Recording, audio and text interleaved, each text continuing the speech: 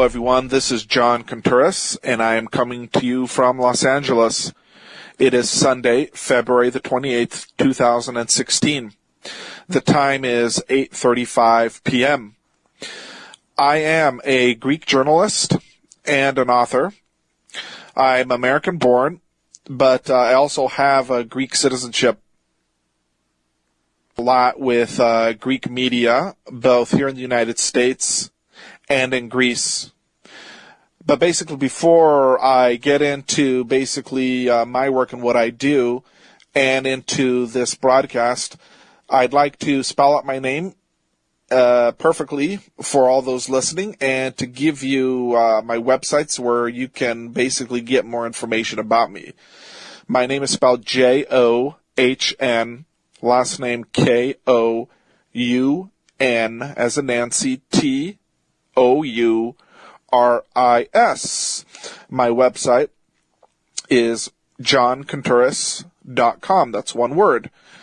JOHNKOUNTOURIS. I also have my own Greek news website. We publish in both Greek and in English. It's called GreekNewsOnDemand.com. That's one word. GreekNewsOnDemand.com. And there, if you go there, you can basically see all of the articles that I publish in both Greek and in English on very, very key issues affecting Greece.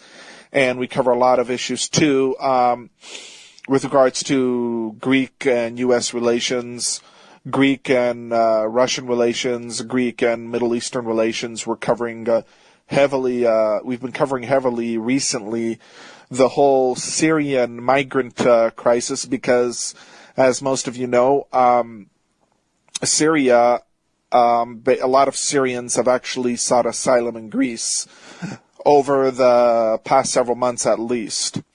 So that's a very key issue for us. So basically, I'd like to talk a little bit about myself and this whole journey that basically I've started as a Greek journalist and an author. It all started with a lot of original research on the New World Order and on the works of Eustace Mullins. And basically, as you're going to see later on in this broadcast, I've basically based my whole passion in life on his works because he basically was a Philhellene, which basically means one who's a friend to the Greeks. In Greek, we say Philellinas. So this is a very key part of my mission in life. So anyway, let's start with my, let's say, original waking up process. Back in 2007, I had basically a very strange experience. Some relatives of my family, very close relatives, I can't mention them, they basically decided to go pay a visit to a gentleman by the name of Eustace Mullins. So I found this out later, after the fact, about a few weeks after it had happened. So, who is Eustace Mullins? So, Eustace Mullins, for those who don't know, was the last protege of Ezra Pound, the great Jewish-American poet. And, of course, Ezra Pound had as his other students T.S. Eliot and Ernest Hemingway.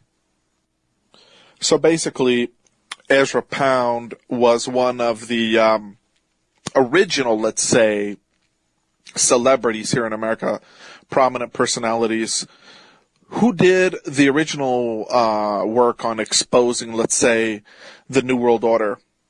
And his constant theme was that basically America was under attack because of the Jewish bankers from the House of Rothschild, from the Crown of London. And, of course, Pound himself was Jewish, And he was not afraid to basically, speak about the fact that the House of Rothschild, basically, they're Jewish, and that all of his cohorts, his associates, were Jewish, like the Warburgs, the Oppenheimers, and such. So basically, Ezra Pound, what he did was he used his works to basically get the truth out about this. And he did it so brilliantly, and of course he is still demonized today, posthumously, by many Jewish scholars for being a self-hating Jew, an anti-Semite, blah, blah, blah, quote-unquote. So basically, he helped pave the way for us to know, basically, about the Illuminati, about the New World Order, etc., etc., and he was one of the most prominent and powerful literary figures of his time. So, Ezra Pound himself wrote about the Greeks. He was a Philhellene himself. He was very passionate about the Greek culture. He said in his writings that the Greek Byzantine Empire was the greatest empire that ever lived on the face of the earth. So, in a nutshell, what you have is, in 1948, this young up-and-coming writer and employee of the Library of Congress by the name of Eustace Mullins, through a mutual friend, he gets the opportunity to meet with Ezra Pound. Now, at this time, basically, Ezra Pound is in St. Elizabeth's mental institution in Virginia. And I'm trying to remember the exact city. I can't remember right now. But anyway, he was put there by the U.S. government for obvious reasons. In other words, Ezra Pound, during World War II, was using his fame to get the message out about the truth about who was really behind the world wars. And we all know at this point it was, of course, the Jewish bankers from London, from the House of Rothschild. And that's for a whole total nother broadcast. But I'm going to focus here more, though, on Pound and basically how he handed over his work to Eustace Mullins.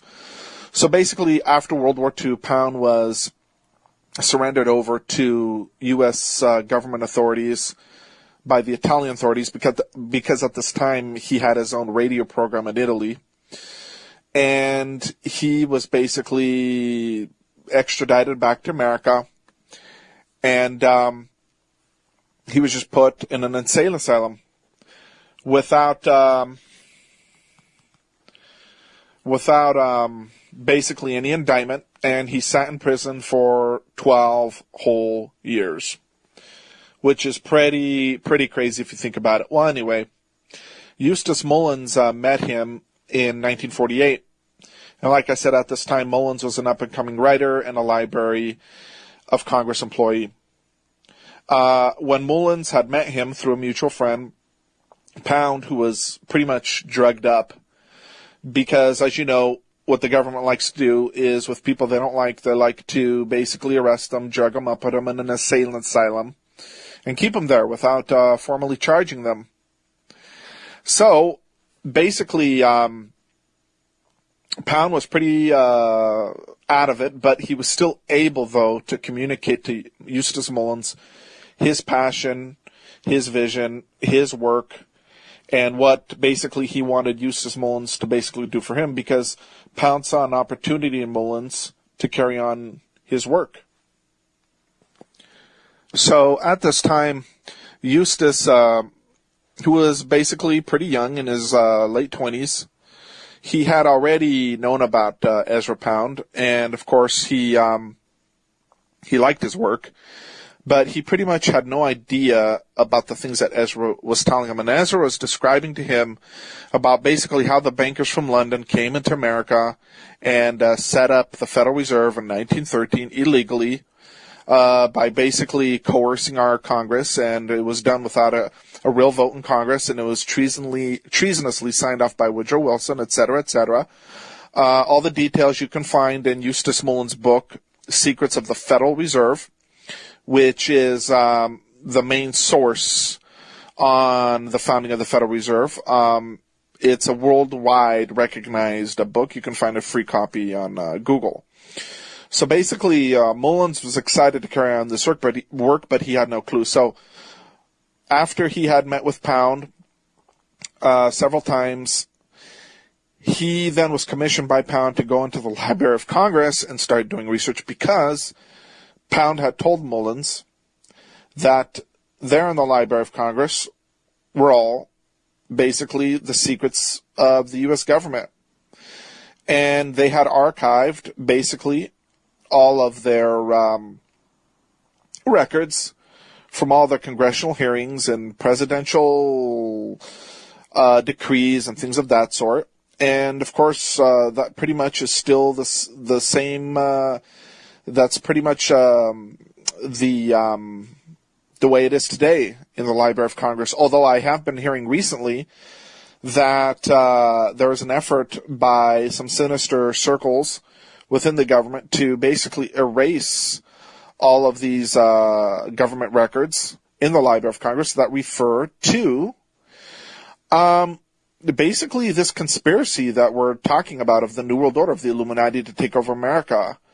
Because in the congressional records, there exists tons and tons of records where, you have the government warning, for example, from a period of 1918 to 1933, warning all of America of the rise of Jewish Bolshevism, which is basically, attacking Russia and spreading all over Europe.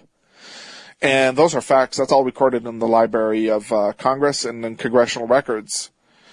So anyway, Eustace begins to do his research in the Library of Congress. This is around the late 40s on into the 50s.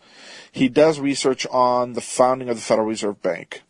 And what he does is he lists all the names, he lists all the parties involved in it, from the government, from the side of the bankers from London. He basically just listed all the parties without getting too conspiratorial. He just listed all the facts. He didn't say that this was a Illuminati conspiracy or a Jewish conspiracy, or he didn't mention it was the Masons or anything of that sort. So basically, what he did was he compiled a book after researching about 5 years, and he published for the first time Secrets of the Federal Reserve. And this book went viral. It began to sell like hotcakes across America. It was very successful. So at this time, basically, you had a lot of Jewish personalities, a lot of Jewish publishers, media moguls, politicians that began to decry Eustace Mullins' book because they said it was virulently anti-Semitic, quote unquote. Yet, like I said, you could not find within his book any reference to Jews or Jewish bankers or Zionists or anything of that sort. All he did was just list the parties. And I think it was it's pretty obvious when you read the book that there are a lot of Jewish people, bankers, politicians that were involved in the scam of the Federal Reserve Bank, and that's evident by their last name. So I think by the fact that Eustace mentioned all these parties with their full names, the Jews obviously took offense because, Mullins listed them by name. So Secrets of the Federal Reserve became huge. And after that, a lot of Jewish publishers, they basically tried to silence Eustace. Nevertheless, this book still to this day remains the #1 book on the subject. Eustace Mullins, who is indeed the last living protege of Ezra Pound, was basically the author of the only book burned in Germany since Hitler, a burning that took place under the direction of Americans, and a former researcher for Senator Joseph McCarthy, because it was Eustace Mullins who had originally woken up Joseph McCarthy to the threat of Jewish communism in America. Because McCarthy, who was a very sincere truth seeker, basically sought his advice. Eustace Mullins had written a 40-page report for him on the activities of the communists in America, and when McCarthy read it, he freaked out, and that's when he went on his big anti-communist tirade. Eustace Mullins is known almost by everyone on the American right for the past 50 years at least, and as one of the most hated men in America in some circles. According to J. Edgar Hoover from the FBI, he was the most dangerous man in America. He belonged to no group, espoused no movement or party, and basically didn't give a damn about what you thought of him. What you're about to hear is a TV interview that Eustace Mullins did back in the early 90s, and he's going to talk a little bit about the Federal Reserve. Now, we have this Federal Reserve System. Who owns the Federal Reserve, Eustace Mullins? Well, any citizen of the United States will tell you, the Federal Reserve System is owned by the government. And, of course, they've been brainwashed to accept that. You go to any university in the United States, Yale, Harvard, take all the economics courses, they will never tell you that the Federal Reserve System is privately owned. Because the purpose of the universities is to misinform you, to keep you deluded. By the way, do you mean to tell me that this program that we're doing today, Eustace Mullins, you'll find out more about about the Federal Reserve than you will at Harvard or Yale in a full 4-year course? Absolutely. In fact, you'll be finding it out for the first time because no one else is going to tell you this. And what they do is they hire, as professors of economics at the major universities, they pay them $100,000 a year to prevent them from ever telling their students any of the realities of economic life in America today. Okay, so you have an ownership of a small group of people in this Federal Reserve. Are there a large group of people? Are there 100 people or 8 people or 20 people that have stock in this Federal Reserve System? There are 100 families who own the stock of the 12 Federal Reserve banks. The government has never owned one share of any Federal Reserve bank. And the present banking chairman of the banking committee in Congress, Henry Gonzalez, he even says that it is a government bank, that it is not privately owned. And how he could say that when I published this book in 1952, it's been in print ever since, that the government has never owned a share of stock in the Federal Reserve banks. Well, the pretext to put this over on the people is that the President of the United States, who has been chosen and elected by the bankers, then chooses people who will serve as Federal Reserve Board of Governors. And they supposedly control the economic life of the United States. And, of course, they're all stooges. Now, if you take money, and if you're the one that can increase the money, or if you can have inflation or deflation, how does that itself, Eustace Mullins, how can that help or hinder a society, the increase of... And were these depressions that we had in this country, were they planned depressions? Every depression was artificially engineered by purely mechanical means, by suddenly decreasing the money supply, by telling the banks to foreclose all their loans. And, in other words, you bankrupt everybody in one fell swoop. Well, why do they want to bankrupt everybody? So they can take over their property at 1 cent on the dollar. These gigantic foreclosures, I mean, we're talking about virtually tens of thousands of homes today in 1993 that are being foreclosed against. Is that part of this conspiracy against middle America by the international banking system or the Federal Reserve System? That's absolutely correct. You see, the great enemy of the bankers and their conspiracy is an educated, well-informed middle class. They don't worry about the poor people because the poor people do not have enough capital or independence to ever mount any resistance, but the middle class can, because the middle class wants to defend its private homes, its little car sitting in the driveway, downsized, of course, the downsized home, the downsized car. These are all products of the bankers' conspiracy. I mean, there's no reason why you couldn't drive a car as long as this room, except the bankers want you to have a little car to keep you in your place. That's the whole idea. You know, Eustace, one of the things I can recall 20 years ago or so, that gas used to be 25 or 35 cents a gallon, somewhere in there, whether it's premium or if you had unleaded or if you had regular. Now, we go from 25, 35. Now it's $1.35, $1.40, whatever it may be. But there was this gigantic boom, and I was told back in 1972 that the Federal Reserve of St. Louis determined that they wanted 80% of the food and the fiber that was produced in this country. They wanted that in ownership of about 100,000 corporations. You see, we used to have 40 million farmers in this country, but they wanted to level those farmers down and put it in the form of corporations so they could control this food. And then the second thing was the fuel. But, you know, when I listen to things like that, I think it's so absolutely bizarre. Why would you take the strength of a culture, the farmer that can go out and raise a fine crop of children and give morality and give understanding and close to the soil, why would you take them away from the soil using the means of the Federal Reserve or the twisting of the money and inflation and deflation? Why would anybody want to do that, Eustace? Well, the bankers do not want to see a strong, viable country or nation anywhere in the world. They want a weak, despairing people who are struggling for their daily bread, who could never mount opposition to them. They're the enemy of every nation in the world. And they work from within to destroy it. As you say, they weaken the country.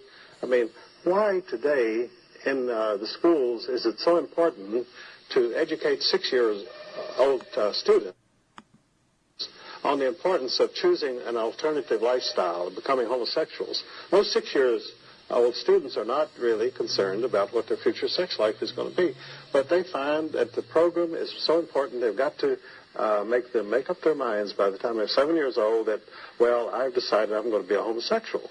And then it means no children, no stable home life, no nothing.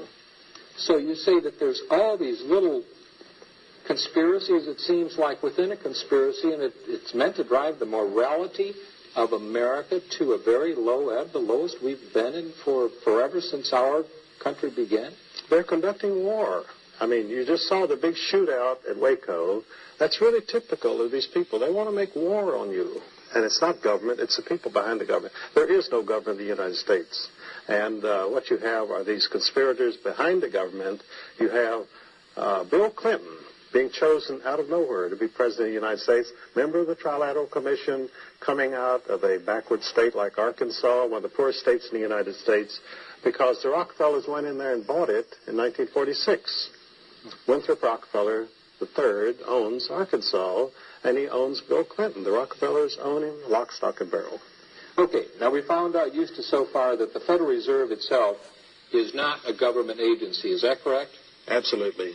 Not a government agency. But yet they say that the President of the United States appoints certain people to the Federal Reserve. If he can appoint people to the Federal Reserve, don't we, you and I, as tax-paying citizens, have some control over the Federal Reserve? Well, have you ever suggested a candidate for the Federal Reserve Board to your congressman? No, I haven't. And if you did, how much attention would he pay to you? I mean, suppose you said, look, I'd like to see Eustace Mullins on the Federal Reserve Board. So you write your congressman, here's a man who spent 50 years studying the Federal Reserve System. Why don't you put him on there and let him work with these people? I can tell you what, your letter would go right in the trash because these people are chosen out of New York and London and Paris.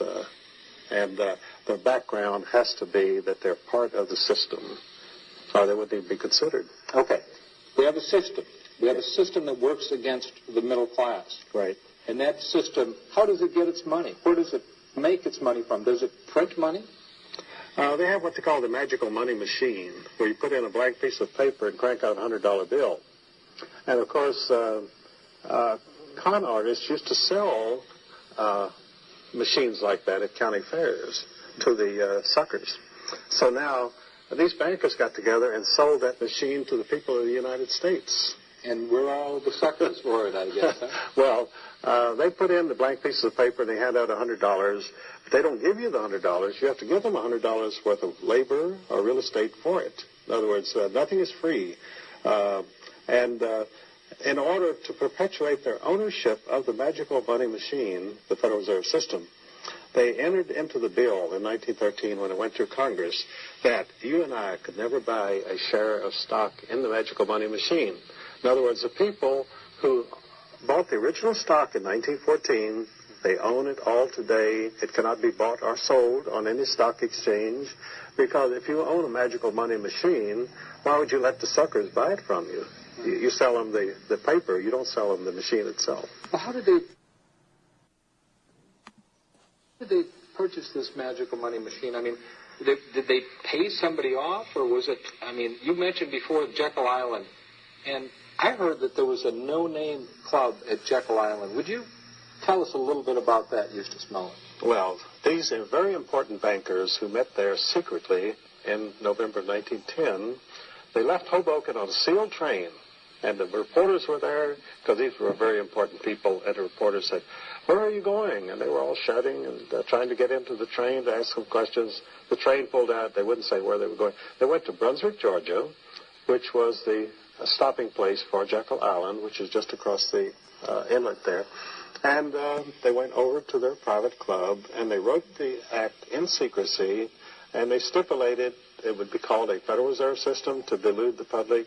They stipulated that they would own the stock forever. You and I would never be allowed access to this stock. And they set up a money monopoly in violation of Article 1, Section 8 of the Constitution, which provided the Founding Fathers made sure to guarantee the people of the United States they would have their own money. Congress would have control over the money. So then, after they wrote this secret plan, they had to take it before Congress and persuade Congress to turn over this money power to the private bankers. They did it through bribery, through intimidation, and they got it through just before, they actually put it through after the Christmas vacation started, when some of the opponents left. Congressman Charles Augustus Lindbergh, the father of the aviator, had fought this bill through Congress. He said it establishes a perpetual money trust, and our children will be enslaved by this money trust. He said it all in 1913, and it all has come true. So they got the bill through on December the 23rd, 1913, after the opponents had left, and they immediately rushed it through. No other bill has ever been passed by Congress under the strange circumstances that the Federal Reserve Act was passed. And even the New York Times pointed out, they said, never has legislation of such major importance been passed in such circumstances. What about the IRS? Did that come in near that same time? Same year, 1913. The Income Tax Amendment was passed in 1913. The Rockefeller Foundation was chartered in 1913. The Federal Reserve Act was passed in 1913 so that we could have a world war a few months later in 1914. All of this, you see, 1913 is a symbolic year because we're dealing with people who have a deep root in the occult and it's satanic work. So for them, 1913 was the year that they wanted to force everything over on the American people, and they did. Now, the IRS, if you have the Internal Revenue Service, which is a collection agency for the Federal Reserve, and the Federal Reserve, because those are 2 points, those are 2 of the 10 planks of the Communist Manifesto. Would you say that as of 1913, from a legal standpoint for this country, that we were 20% communist at that time? Oh, very much so. This is a communist system. In fact, the Federal Reserve bankers originated communism. That's not generally known. But, and you have the spectacle after the Bolshevik Revolution was perpetrated on the Russian people, and they murdered the Tsar and his family. They murdered the Tsar out of hatred, greed, and envy, which is the basis of all communism, hatred, greed, and envy. This hatred, greed, and envy is the basis of every government act passed by Congress in the United States, because they hate the middle class. Their greed makes them want to seize the assets of the middle class, and they have such envy that they cannot stand for anyone else to be well-dressed, well-educated, or have a nice home.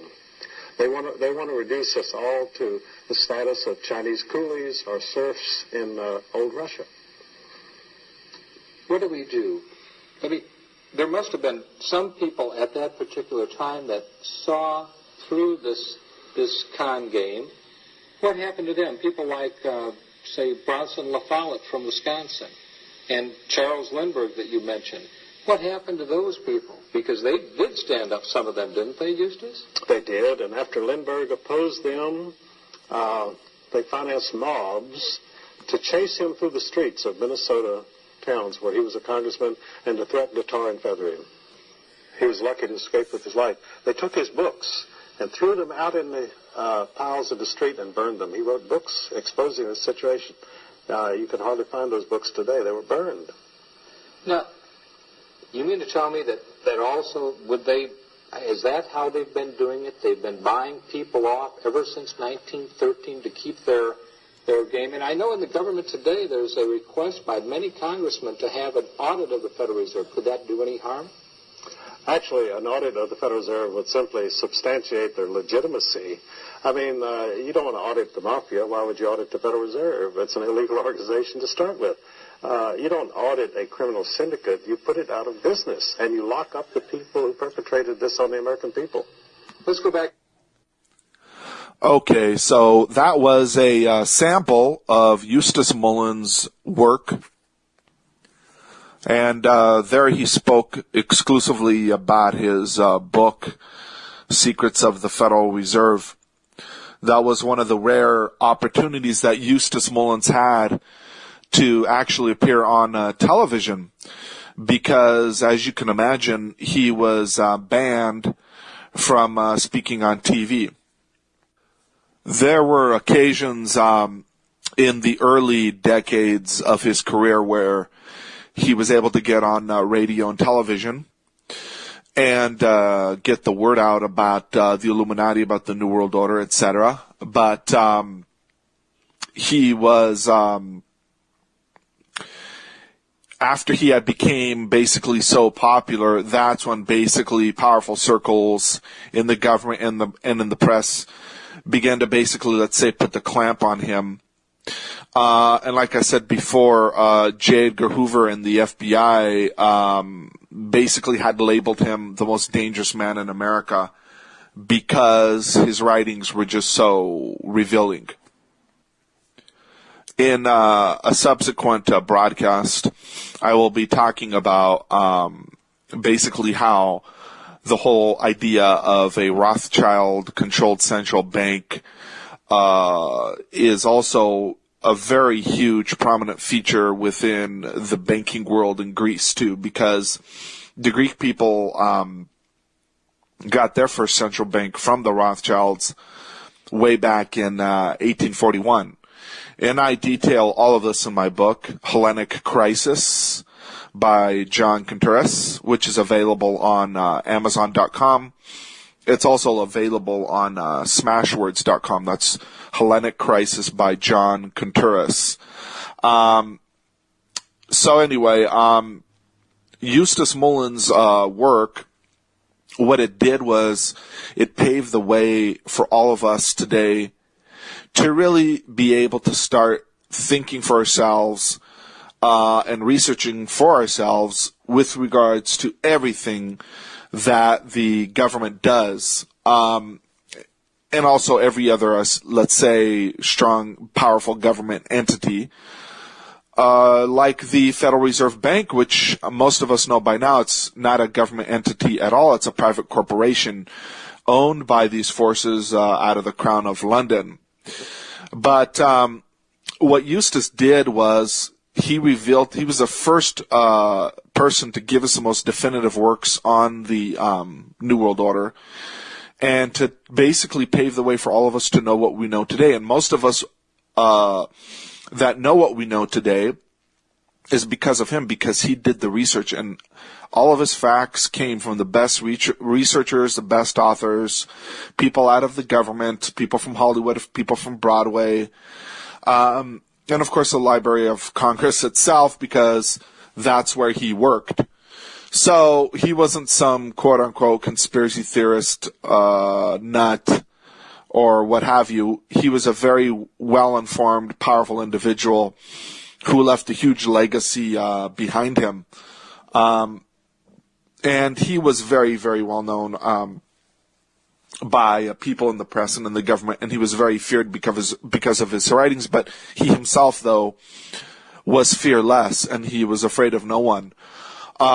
he had said on several occasions over the years that the FBI tried several times to assassinate him by cutting his brakes in his car, but he survived every time. I do know that Glenn Beck, back in the end of, it was about November of 2010 on into April of 2011, he had made a huge series on the Illuminati and on the Federal Reserve bankers over there at Fox News, where he used to work. And he basically got into conspiracy theories, if you will. And he mentioned all the usual suspects. He also, throughout this time period, had referred several times to Eustace Mullins himself, which is very surprising. And that just goes to show you basically how much, obviously Glenn Beck understood the value and the importance of this person. So basically, on a couple occasions, some Jewish protesters went outside the studios of Fox News, and they protested vehemently against Glenn Beck and Fox News for the fact that Glenn Beck hadn't even mentioned Eustace Mullins' name. So that just goes to show you the power and the influence of this man, of this individual. So anyway, in subsequent broadcasts, I will tell you more about him, because his writings, particularly from his books from the 60s, 70s, and 80s, really hit home the real causes behind the New World Order, the real perpetrators, the real culprits. And it all just so happens to revolve around the fact that the Greeks ruled the world during the Byzantine Empire for over 1,000 years, and the let's say, New World Order forces sought to basically overthrow them because they were the light of the world and they maintained a powerful Christian presence in the world. So this is a very huge subject that a lot of people out there know, but not enough people know. And that's why Eustace Mullins' work is the springboard by which and the motivation for which for what I do in my journalistic career as a Greek journalist. And basically my whole goal is to use the message of the Greeks for what they're going through and what they've gone through during the Turkish occupation for 400 years, and how they founded Western civilization and how they ruled the world during the Byzantine Empire. This whole message of the Greeks is really the springboard which I use to tell the world basically the real message about why the world is in the position it is today. And because of Eustace, I was able to become inspired to start this career and to go down this path, because to me it's not only the truth about basically the New World Order, the truth about why the world is in the situation it is today, but it's also the hope for the world today. So, and of course, this is not without merit. Of course, the founding fathers of America were all Philhellenes. They all loved the Greek people, the Greek culture, and were very much influenced by, the Greek philosophers' writings, etc., etc. So, I deemed it necessary to tell you all this so that you get a better understanding about the Greeks, about the economic crisis that they've been going through for the past 6 years, and about the general cultural and, let's say, political crisis that they've been going on for hundreds of years, actually. But I'll get into all of this because I have a lot of material to basically share with you. But I wanted to lay all this as the foundation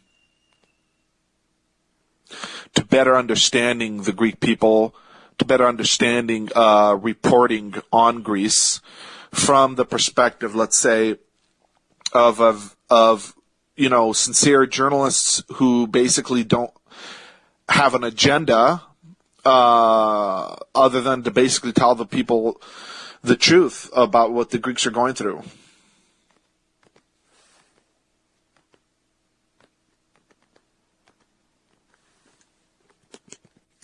And so by really understanding the nature of the Greek economic crisis and what the Greeks are really going through, which is basically the destruction of their civilization by these New World Order forces, both from America and Europe, we'll be able to better understand the Greeks and appreciate them and for what they've done for all of, not just Western civilization, all of civilization. Because this really is what the message is here. The message is that Western civilization is basically under attack by New World Order forces to eradicate its Greek bearings, its Greek foundations. This really is what the real scoop is, let's say, on Greece. This is what's really going on. And basically it's been replaced. The Greek civilization is being replaced by basically something that is not beneficial for the world, is not something that basically the Western world was founded on. And, of course, what I'm talking about is none other than Jewish supremacism, Jewish culture, the Jewish arts, etc., etc. So what I get into in my two books that I've written on the Greeks, the first one is Your Academic Guide to the Greek Language, Culture, and Civilization, which was published in 2014. It can be found on Amazon. And the other one is Hellenic Crisis by John Kountouris, also on Amazon. I don't have these yet in paperback, but hopefully soon they will be, because I am in the process of working with a publisher. But what I talk about is exactly all of this, and that is that Western civilization was founded on the Greeks, and that basically the Greeks have influenced the whole world, not only with the ancient Greek culture, with the writings of the ancient Greek philosophers, but of course with Christianity through the great Greek Byzantine Empire. And basically how forces of this world are, trying to eradicate it, trying to do away with it, trying to erase this from the memory of everyone. And that's why, of course, these things are not taught in public schools. They are not taught in colleges, universities, the way they should be. They're hardly broached in, let's say, theological universities. They're talked about a little bit more, let's say, in Orthodox seminaries.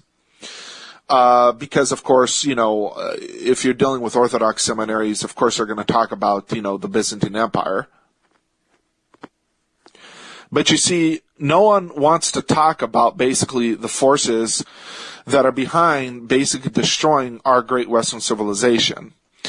And Western civilization, there's a catchy term that we like to use to sort of describe Western civilization, let's say, within, let's say, America. And we like to use this term called Judeo-Christian society. We live in a Judeo-Christian society.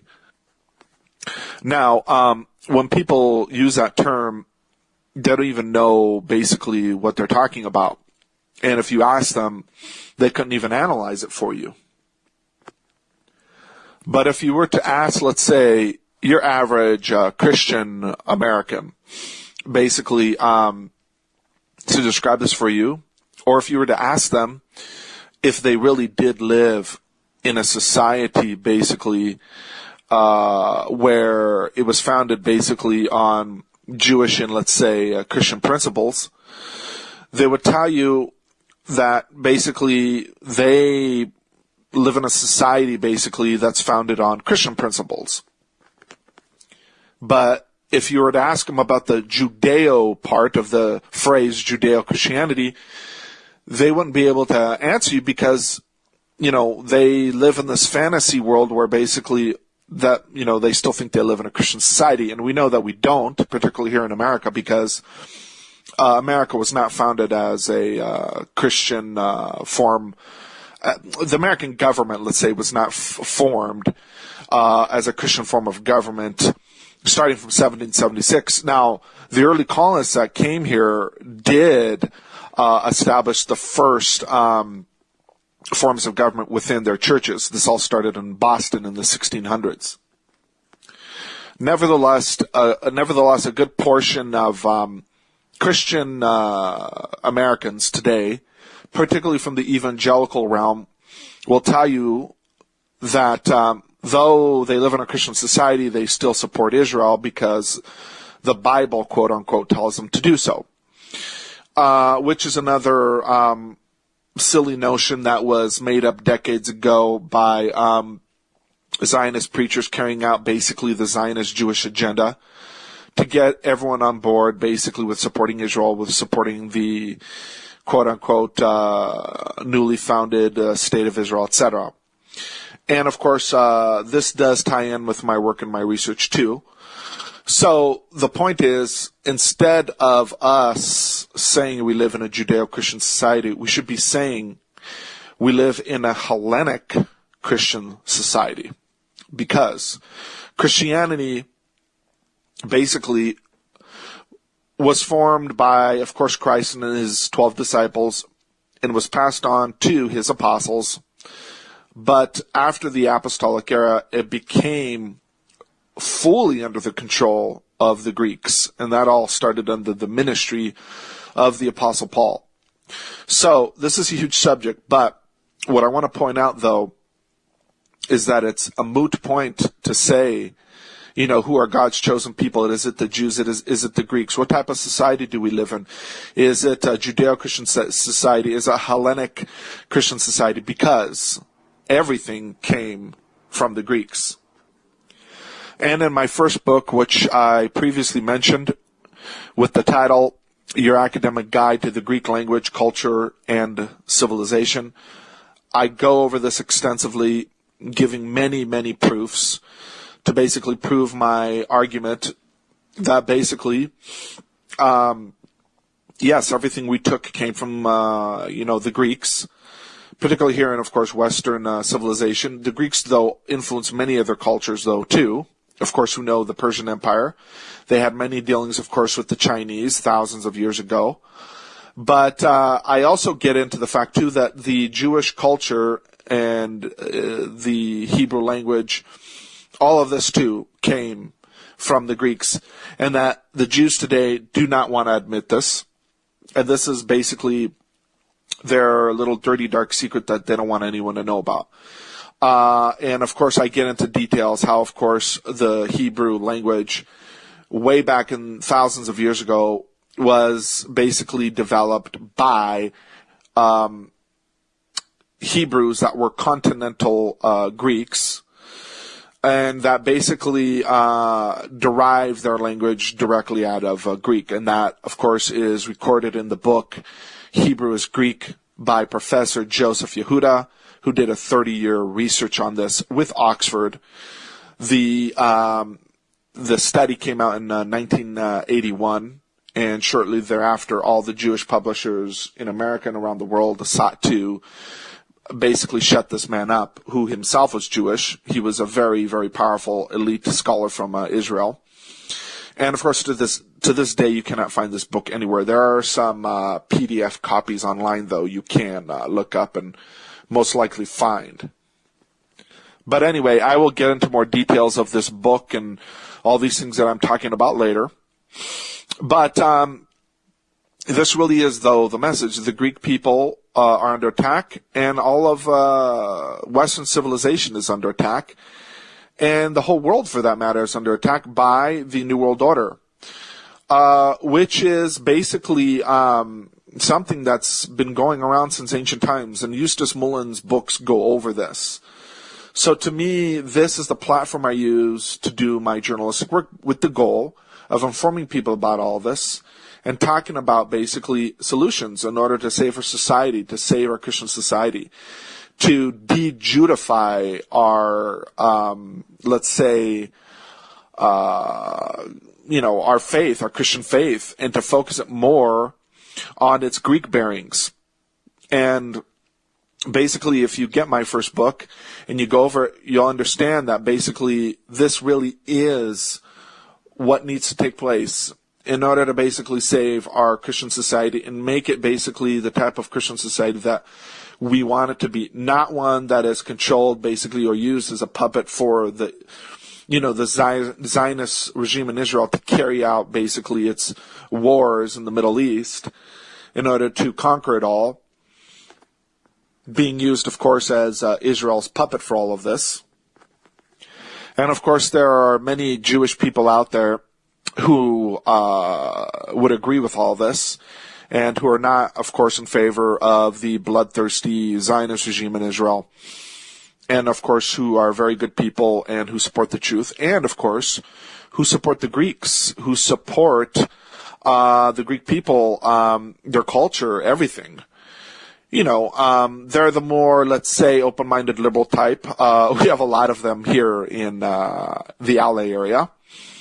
I have a lot of friends, that are Jewish, but these things need to be spoken, and anyone who dares to basically talk like this is considered a quote-unquote anti-Semite, and that, of course, is a bunch of baloney, as a lot of us know by now, because that's not really what this is all about. About, let's say, people trying to bring back the pogroms or, bring back, Nazi-type ideologies to, quote-unquote, exterminate the Jews. That's all a bunch of garbage. So, anyway, to what percentage, basically, of Jewish people out there that, support the extremist Zionist ideologies and what percentage don't, I really don't know. I've written about this extensively in my blogs, but the point is, as for me as a journalist, I need to report on the truth, and I could care less about what people's opinions are about all of this, because the true point of journalism is to expose the truth on every matter, to not hold back, to give all the facts, and to care less what public opinion is, because our job really is to influence public opinion. And this is really what my goal is, to influence public opinion, about the Greeks, about how people view them, about basically what they've gone through in this economic crisis, because there's been a lot of disinformation the past 6 years about what's really happened and what's really taken place. If you go into mainstream news media right now and you Google Greek crisis, you're going to see that there's a lot of articles that have been written by top economists, professors, political analysts, articles that they have written about Greece, and that basically completely steer you away from the facts. They say silly things like, the Greek people, they've been, they've spent too much money over the past several decades. They want to retire too early. They've got a bulging public sector, et cetera, et cetera. And this is the reason why they're in the situation that they are in today. And this is the reason why they have a 4 billion euro debt, et cetera, et cetera. Of course, nothing could be further from the truth. Now, if you just go into Google right now and type in Greek crisis, you're going to see basically a bunch of articles that have been written about this. But the first article that we see is from The Guardian, which is a pretty decent paper from London. And the title is Greece's Refugee Crisis. Prime Minister says the country is overwhelmed. This was published, let's see here, just recently. So, we now have a, let's say, subdivision of the Greek economic crisis, and that is, of course, this new refugee crisis, which itself was contrived also by these same forces that I'm talking about. particularly from the European Union, particularly from George Soros's funded non-governmental organizations that are wreaking havoc across Europe by basically promoting, funding, these massive droves of illegal immigration all over Europe, which are heavily influencing Greece. And, of course, every other member nation of the European Union. People, they need to basically, understand what's going on with Greece from the perspective of journalists that get the real information. And I am a journalist who is very well connected with the best journalists in Greece, the best economists, people that specialize in the Greek debt. And I'll talk more about these people. I also deal with the Greek intelligence services in Greece, and I get very, very key information from them, people that are very, very alarmed about what's going on in Greece and who are very patriotic and who love their country and who want to save Greece. I am on a Greek channel here in the United States. It's based in Florida. It's called Greek Voice with Angelo Angelatos. They are the biggest Greek TV show, most watched in all of North America, and they are broadcast by satellite worldwide. So I've done many appearances on them, and I still appear on their show. And in the past year at least, I've talked about all these things, and I've exposed in detail the Greek economic crisis. Of course, we've talked about the refugee crisis, et cetera, et cetera. Anyway, this is John Kountouris. Thank you so much for listening, and stay tuned for my next broadcast, which will be very, very exciting. And we will start getting into all the particulars of the Greek economic crisis. I will be giving you fresh news updates on what's happening in Greece, and I think you're going to love it. Stay tuned. Thank you so much.